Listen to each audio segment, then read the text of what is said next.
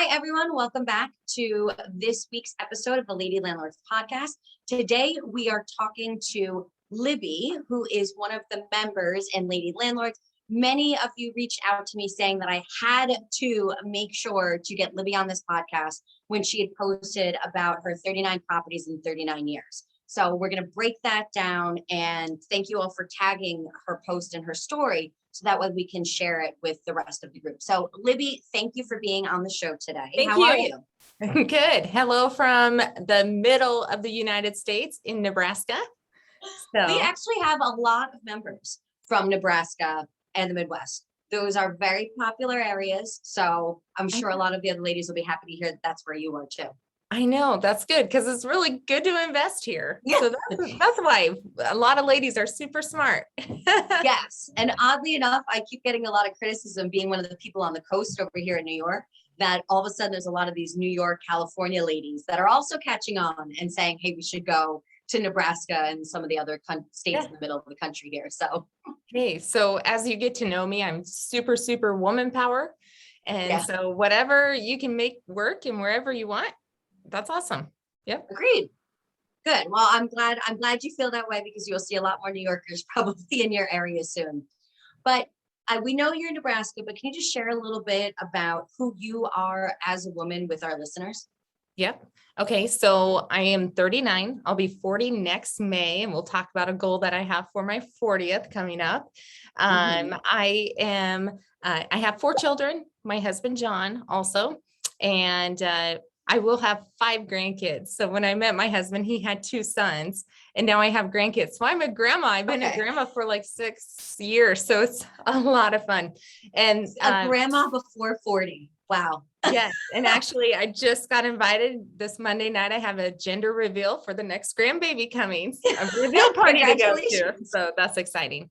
I also work. So my landlord business is with my husband. But I also am a owner partner of a real estate firm, a title insurance company, an insurance company, and a developer. So, and today I'm going to more focus on the landlord side. So I love that you have that. That's very much that one-stop shop. That's really cool that you can really provide all those different services. I like kind of that integration of businesses. So well played there, Libby. So how did you even get then to real estate? Did you have your business and were you working in real estate and then you decided to go and buy your own properties, or how did that happen? Right. So I get asked a lot on the Facebook group if being a realtor helps my landlord business. And I would say that my landlord business has nothing has gained because of being a realtor on my landlord business. So that is not a must for people. If actually there was one post on there, I can't remember her name, describing all the things that we have to being licensed, how we have to work being licensed. And actually, sometimes it makes it more difficult than if I wasn't licensed, if that makes sense. But I knew since I was a little kid, I grew up on a farm. I'm the youngest of 3, worked all the time. I knew I wanted to be an entrepreneur. So that's just kind of embedded in me. And I've always had the love of, I remember as a little girl, I'd hear from other people, oh, we own rentals and those people are renters. And I was just like, what? You own that? Yeah, that was super exciting for me. So that's really interesting to hear because I feel like as a person that grew up in New York, it is incredibly common that you grow up in an apartment complex and you kind of always think about like, well, who are these like incredibly rich people that must own these big apartment complexes and, oversee a building that has, 50 plus 1,000 apartments in it sometimes down here. So it's really interesting because I just always figured that once again, being a kid, I'd always just figured that everybody else kind of always had their own homes rather than those of us in these cities that nobody owned where they lived. Everybody just rented. So that's really kind of cool that even your experience was just hearing all the time, this person owned real estate or this person owned rental properties, and that was embedded in you very young. Right. Well, and what was more embedded is I knew which farmers owned the land and which farmers rented and cash rented. So it was more on the farm side of things in Nebraska is what I grew up with. Yes. Yeah, definitely not something I would think about over here in New York City at all. Yeah. That would never cross my mind. You always wanted to be the farmer who was getting the cash rent. Exactly. Now, was that something that like your parents either had like rentals or like farmland that they rented out? Like, was that something that you saw through your family specifically Nope, or no? nope. Okay. My dad just owned his own land. He didn't lease out any land, but that was always just the farm talk growing up, who owned and who cash rented and who did Huh, crop share. And yeah, so. very cool. So Mhm. then now, so then you became a realtor first before Yeah. then purchasing your own rentals. Okay. Yeah. What Yep. made you decide to be a realtor? So when about my junior high, I needed a job and I also needed a spot to keep my horse closer to town because I was very involved in school and activities. And so I found a place to keep my horse close to town so I could go feed her all the time. And the gal was named Kay, who had a spot for my horse. And Kay had 3 sons, and Kay was the town broker. She was the realtor Oh, and she owned rentals and she was a developer. So I would say years ago, it was Kay, and I would just listen to Kay on the phone and what she was doing. And so I was about junior high and early high school age when I met her. So that's how I knew. and that was just, this was the right position, the right job. So it sounds Mhm. like she was actually like kind of a mentor for you.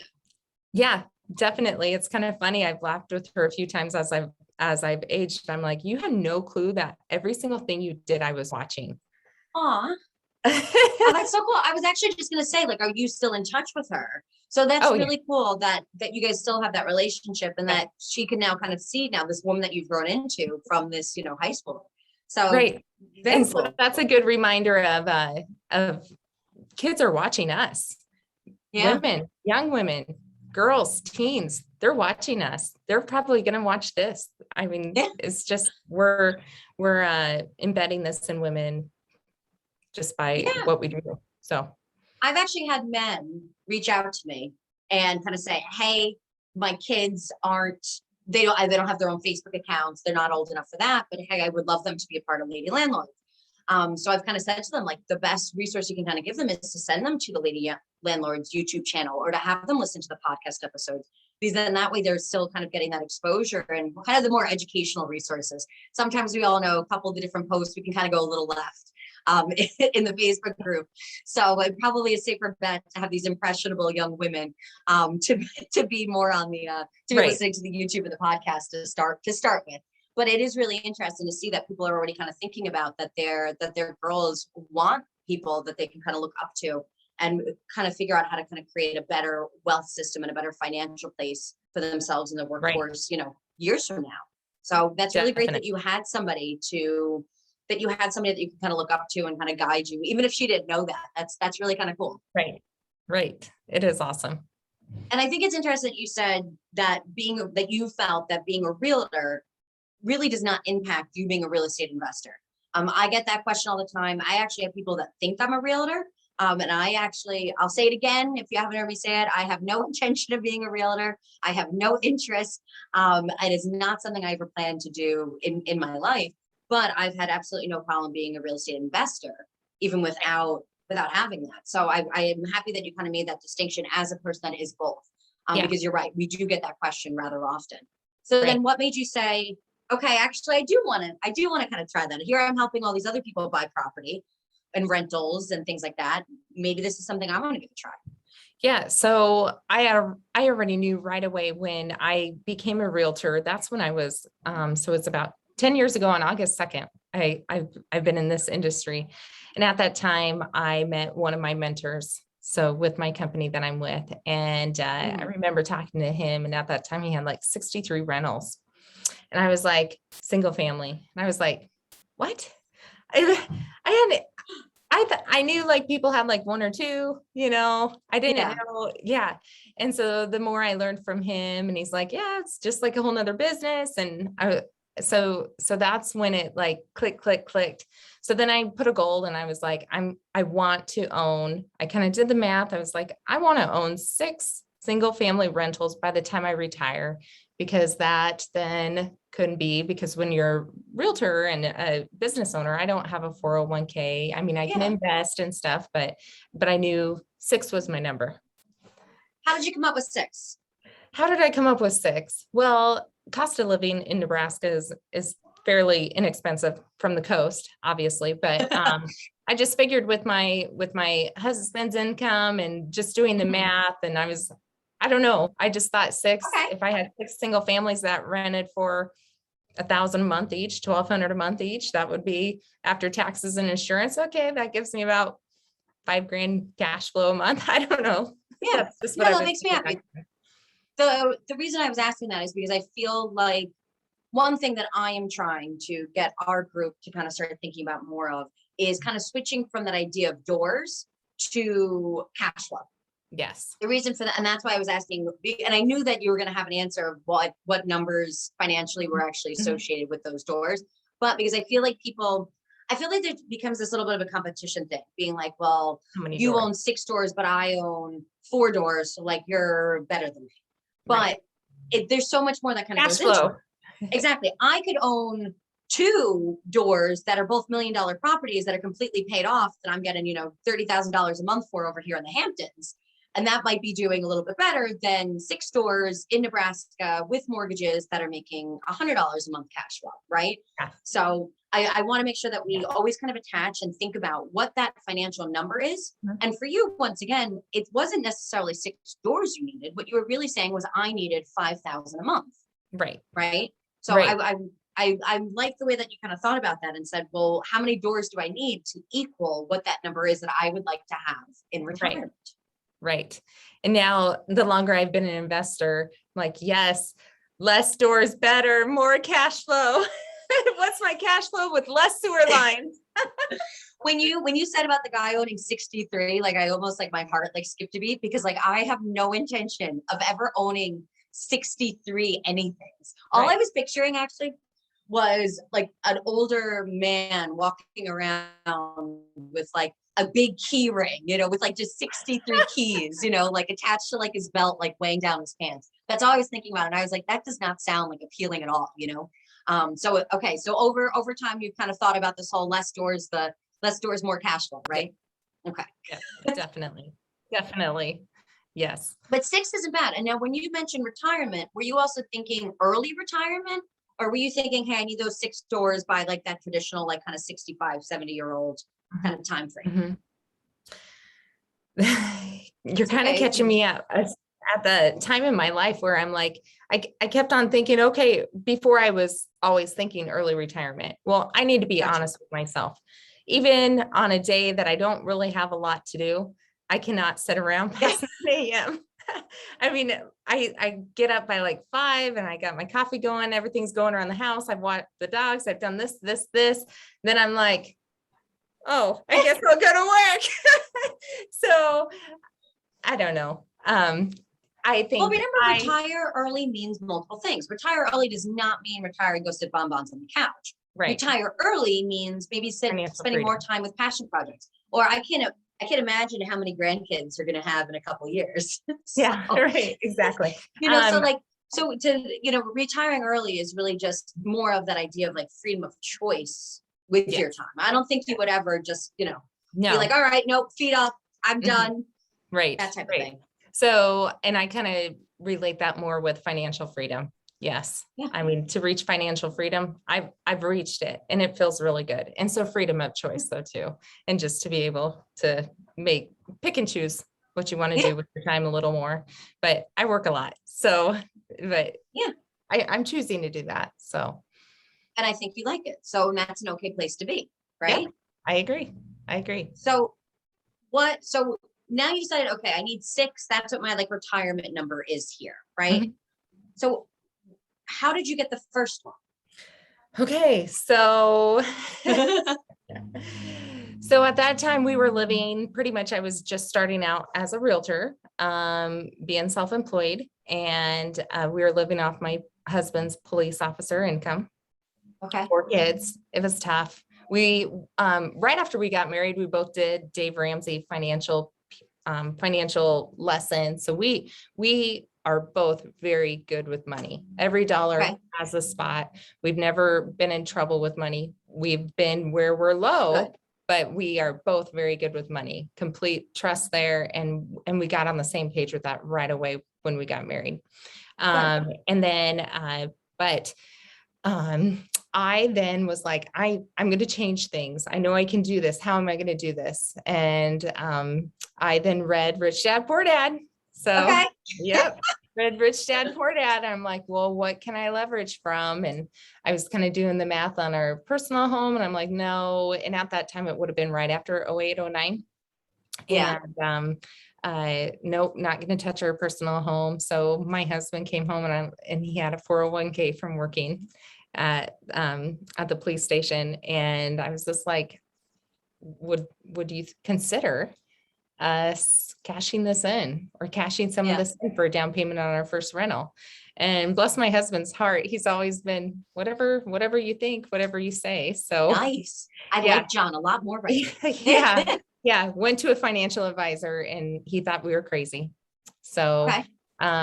I think he even talked to my husband a few times without me involved. You're kidding. Yeah.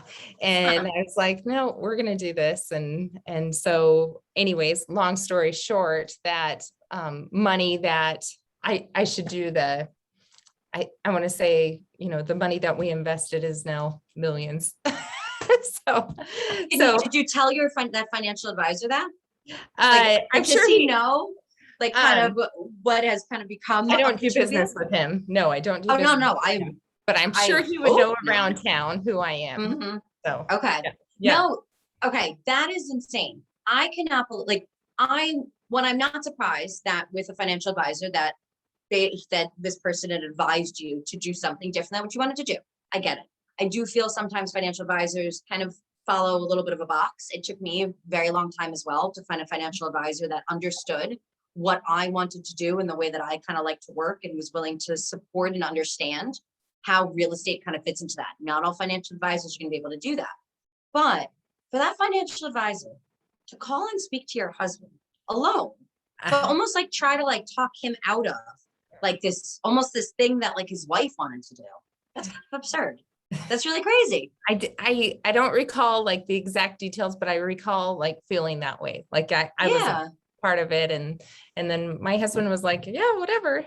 So we'll do it. I love the fact that I think it's great to get advice from professionals and experts and say, and hear kind of their input. But we are the CEOs of our business. We're the CEOs of our life.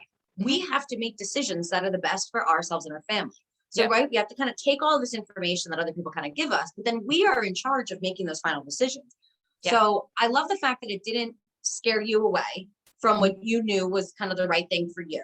Right. And also John, that now he also kind of said, no, this is actually what is right for us, even with, this financial advisor kind of chirping in his ear behind your back. Yeah. And John 4 years ago was able to get out of the police force because of. Aw. That's great. So then, he also then was able to retire early. Yes. Great. And you're able to have him home, and being a police officer, I'm sure, is a very difficult schedule. And that's also just not necessarily a place that you want him away from your family all the time. So, and I have to laugh that the taxes that we had to pay in, I cash flow every month now. The taxes that I had to pay in off of cashing that in, which that was a big tack. You're going to cash in, you're going to get penalized, you're going to owe this much in taxes. Yeah. I held it back out of the money, paid it in. Of course, it was like, when you have to do that. And now we cash flow that every month. And then some. And then some, I'm sure. Right. Yes. That's crazy. Yeah. Good. Well, I hope you invite the financial advisor to your husband's retirement party. But that's crazy. I'm really proud to hear that. I'm sorry to hear that happened, because that's just horrible, and kind of, once again, kind of how Lady Landlords kind of even came about. But that I'm so proud that you two were able to kind of say, no, we need to make the decisions that are right for our family. And you went forward and you did it. Yep. So what was the first type of property that you bought? First property was a 3-bedroom ranch. And it smelled so bad, like cat urine. And it was actually on the street that we had lived on. And I just knew, went in there, ugly. It needed fresh paint. It needed fresh flooring. And it was undervalued because of that, and bought it. So, yep. And so then so then we had our, I think we did a in-house. So all of our loans are just in-house commercial loans. We don't Okay. don't have to do anything creative. It is just all in-house commercial loans. So that one, 20% down is what we Okay. did. And then the improvements, I think it was about 20 to 30,000 that we put into it. Okay. And did you take a loan for that? Was that a part of the commercial loan or No. that was self-funded? Yep, self-funded. Yep. Okay. So then we rented it on the first day, and those renters have been in there since. So And how many years ago was that? You said 10? yeah, so I want to say that was about 9 years ago is when I started, because 9 years ago. So That's fantastic. Same tenants the entire time.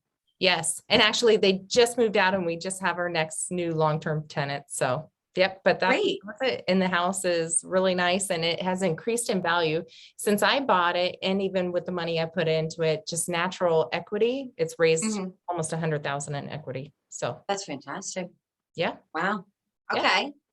I love the fact that also you mentioned that you've been able to kind of use these in-house loans, right? We don't have to use always creative financing strategies. I feel like that's something that we see in lady landlords also rather often being like, hey, well, I own my own personal home. Now I need to go and do this crazy option or pay exorbitant amount of interest fees to go use some special type of lender. But in most situations, that's actually not the case. There are a lot of times that we continue to use conventional loans or traditional loans to be able to kind of get these deals done. So yeah, I'm happy to hear that you've been able to kind of stay the course, that you never said, oh no, now this time I have to change things, that you've yeah, still been able to make it work. And honestly, that's a large way that my portfolio was built as well. yeah, So I'm happy that also has just been a yeah. little bit easier saying, this is my strategy. I'm going to take the path of least resistance, right? Right, right. Yep. Everything is just simple, in-house, commercial loans, conventional loans, nothing creative. So that has been really nice. But the key to that is one of my best friends is my banker.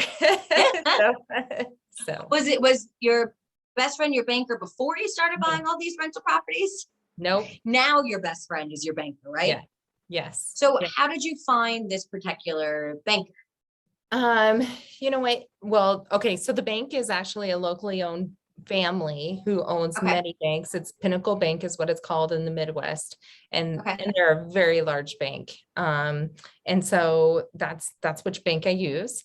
My banker, I was connected with him. Actually, I was assigned to him. I had a banker prior to him, and then he started and I was assigned to him, and we just really hit it off. And Okay.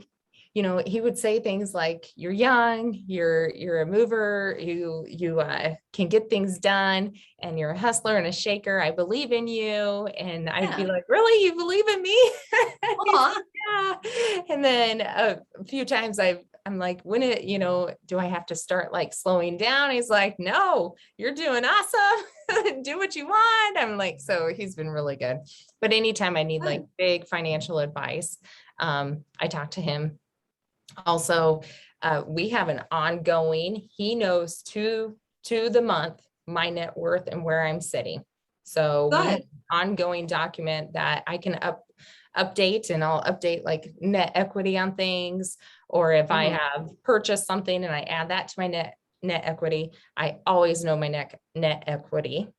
And so then he does too. And he even knows my home budget too. Yeah.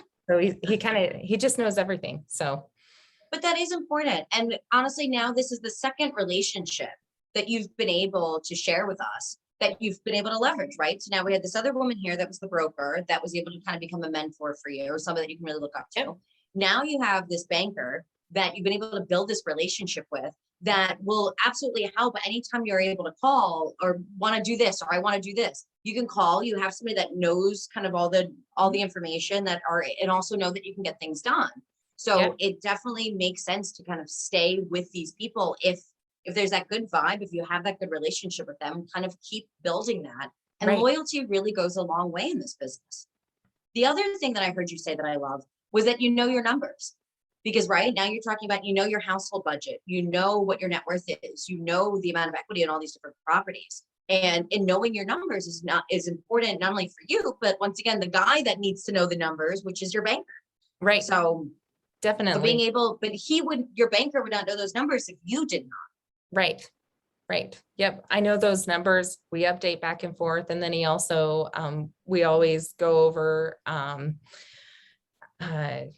oh, what would I call it? I don't know. I just lost train of thought. Sorry. That's okay. Like whatever, like kind of probably like whatever's kind of going in and out between each of Yeah. the different In and out. properties. Yeah. Cash flow. Yep. I share with him our program. Oh, I know what I was going to say. Anytime, not only like your annual review with your flow, we don't even have to do that then because we're constantly doing it all the time. And I can just email him my Yardi of what our cash flow is, and he has it, and then he can upload. He's the one who's really good on the Excel, that the document that we share back and forth. So Good. I'm sure it sounds like your bookkeeper and your accountant probably love you too. no. Yeah. No. So my husband, John, is the bookkeeper on our rentals. Okay. So, yeah, but I am able to access our program no matter where we are. We use Yardi, which is on cloud base, access it anytime and see what's going on. Yep. Yeah. But he's the one who processes the rents. He does all the payments out of there, accounts payable, accounts receivable. He does all that on Yardi. Gotcha. Okay. Good. And once again, there's a ton of different systems out there. So, but that's great that you guys were really able to find one that's worked best for you. So now we have this first store. How did we end up then deciding, okay, we did this, we renovated it, we now have these tenants in there, things are going well. At what point did you say, we got to do this again? We need to put this on repeat. So that's where I get stumped, because my whole life and every single day is just out of relationships and what comes at me. I'm not one, I have never like sent a postcard, what do you have? Or I buy properties, and it's all just been from relationships, calls. Yep. Even an example, one of the properties I bought, I got called like at 10:30 p.m. from a gal who was at the local bar because she was told from many people at the bar that I would pay her utility bill. I was like, yeah, just calm down. She was crying. I'm like, yep, just don't worry about it. Call me in the morning. I'm like, call me in the morning. She calls after me the hangover. Yeah. She calls me in the morning. I go over there and she's just like, yeah, I can't pay this utility bill and I inherited this house and I don't want it. And I was like, well, she goes, I don't know what I'm going to do with the stuff in the home. I'm like, well, I can help you out. And then we came up with a fair market value. I pulled comps for her. That's the other thing is I'm never out to steal from someone. I want, the way I buy is to make it super, super easy for the seller. Well, not only super easy, but also it sounds like you're coming up with a solution to solve their problems. Yes. Right. You're saying this woman was just like, hey, I can't pay this utility bill. It was probably too much house for her. She didn't want the house. So you actually were offering her a solution to her problem. And I feel that that's something that gets missed in real estate investing often. Two things that you said. One, really about networking. I completely agree that there are two different ways that you can kind of do things. You can do that proactive, driving for dollars, knocking on doors, sending out postcards, those types of things. And we all know that those have a rather low rate of kind of return, but great opportunity within it when something comes through, for sure. Yeah. But the other way to kind of build a system is to network, build relationships, and get to a place where people are calling you with deals. Just like you said, everybody in town was telling this woman that you would be the person to be able to solve her problem. And then at that point, the way to kind of continue that relationship and to continue to have that good name is by solving other people's problems, right? I think it was Zig Ziglar that always said that if you can, if you help other people get what they want, that you'll absolutely get what you want. Clearly taking that slightly out of context, but it really kind of is true. And it sounds like when you're kind of running your business, which you've done now for years, and that mentality of how can I help somebody else? You then get rewarded for serving others. Right. Exactly.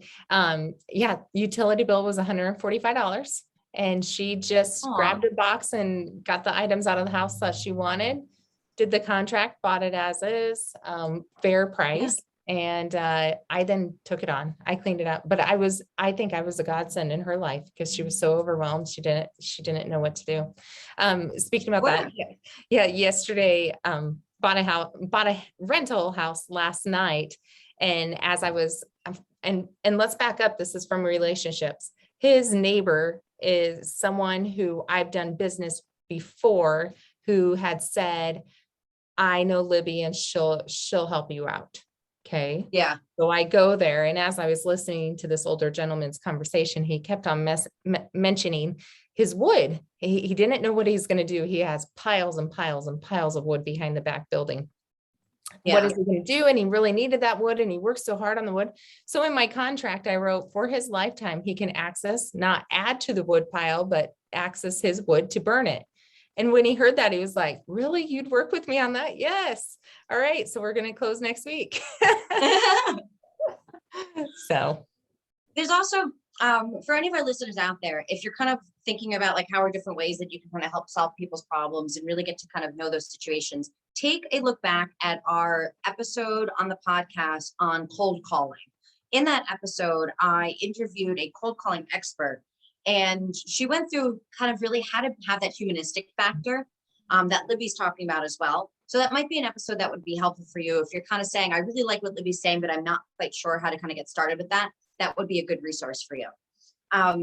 So now you have that property. Now you have that first rental property. I'm sure you probably collected up a little bit more along the way. So let's now talk about this 39 and 39.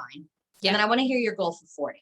So I know, once again, kind of how a lot of the ladies in the group kind of learned a little bit more about you was your story about how you had now your 39th property in 39 years. Can you tell us a little bit about how that happened, and kind of how you felt really reaching that milestone? Okay. So through there, it's always just been single purchases, except for one time we had a grouping of 8. And that grouping of 8 was, just a lady and a couple sisters. Their mother had passed away. Their mother was an investor. She had all these rentals, and they had just heard through town to call Libby. She will help us out because they were really stumped. They had met with someone else, and a realtor, I would assume, and the realtor had said, you need to let all your tenants know there's going to be showings, there's going to be this, and all those tenants were long-term tenants. And it just kind of really stressed them out to get a hold of all their mom's tenants. They couldn't even find the leases. And the tenants, like, there was just a lot going on. It was pretty unorganized situation. And so I met with them, and I said, here's the deal. I'll take on all tenants, leases or not. I don't even care what the rents are. I will, no inspections, we'll close 3 weeks. I will make this so smooth. Pretty much you will have a check at the title company to pick up in 3 weeks. And this is it. And here's the paperwork. And I had them come back with me at a price, and the price was phenomenal. So that was wonderful. And it was, I helped them out. I was definitely helping them out, and they helped me out because that's where I gained a lot of equity, was on that package deal. But it was also a lot of work and stress though too. So that sounded like a lot of work and stress, but it was this, but you still kept that same mentality. It really seems that the way that you're growing this portfolio is by helping other people, keeping them in mind, and solving their problems. Yes. And it seems like this was just another situation of that. Yeah. So out of the properties that I own, I want to say I've never done an inspection. I have never. Nope. I would rather my philosophy is buy at the right price and make it the easiest for the sellers than to ever think about the money. And then in the end, it cash flows, and it always works out. And I don't want, so like an example, and this is my advice from the realtor side though too. I don't want the seller picking what plumber and what kind of sewer line they're going to install and them paying. I would rather buy at the right price, me pick it, me have the tax write-off, depreciate off the sewer line, and I know then for my future what is installed and that it was installed, and to give the work out. So, and what that goes back to that idea of really being holistic, that you're really kind of doing kind of soup to nuts here. Yeah. So that really fits. Yeah. Okay. And then that property, so then that multi-unit, was that then that's what put you over the edge for 39? So nope, those were all single families too. So okay. I don't the have package. Yep, the package. So then that was about midway. That was probably about property 4 through 12 is Okay. that package. But that package actually then gave me the opportunity to have quite a bit of equity to then tap from, where I didn't have to have the down payments all the time. Yeah. Yeah. Okay. Yeah. That makes sense. So then now you have, I'm assuming, a little less than a year before 40, Yes. right? Next May. Okay, next May. So tell us this big, scary, audacious goal that you have. I just think I need one turning more. 40. So 40 at 40, but I'm like, Okay, crazy. we're What if I pushing it up one more. I mean, I could do more than that though. So whatever, but I think that's kind of exciting. But it makes me laugh that I thought, oh, six doors were going to be good by retirement. And now I'm like, oh, maybe it'd be fun to own 40 at 40. So I was going to say, you're going to end up being that old man that I talked about with those keys, right? You're going to end up with 63 at 63 here now. So you better be careful with that. But it is difficult that when you keep finding these deals, especially with this system that you've kind of built with people bringing you properties. yeah, It's really difficult to be like, nah, I'm good. I don't need more, right? Especially if they are cash flowing properties. If you already have the system in place, it's really just kind of like a rinse and repeat type of situation here. And then it's more money and more equity in your pocket. right. And I'm lucky. My son who just graduated high school, he's going into real estate investing. He already has his first rental. He's in the process of buying his second. That's so cool. And so that's kind of exciting for him. That if there's something, because every door you do add, someone asked me this, wow, that seems like a lot of stress. I think once you get past like 4 doors, then it's all the same amount. I don't know. I hear what you're saying. So first question, do you manage the properties yourself, or do you have a property management in place? So me and my husband do it all. So he does Okay. the financials. Right now, my son and husband are hauling a fridge into a house. They also we had a tree go down on a property. So they're sawing up the tree. So all day they putz around in the work van and do that. So I would say, yep. So I would say my husband is the most hands-on property manager for that business. So gotcha. Well, and I kind of agree with you. I hear what you're kind of saying. Like for the first one, we're all a little bit like nervous. We're like, where do we get a lease? What do we do when this person calls with this problem? How are they supposed to submit maintenance requests? Like, right. So then like, that's still kind of like figuring things out. Probably same thing. You're right. Yeah. But like 1 to 4, you don't necessarily need these property management, CRM systems and bookkeeping and accounting systems.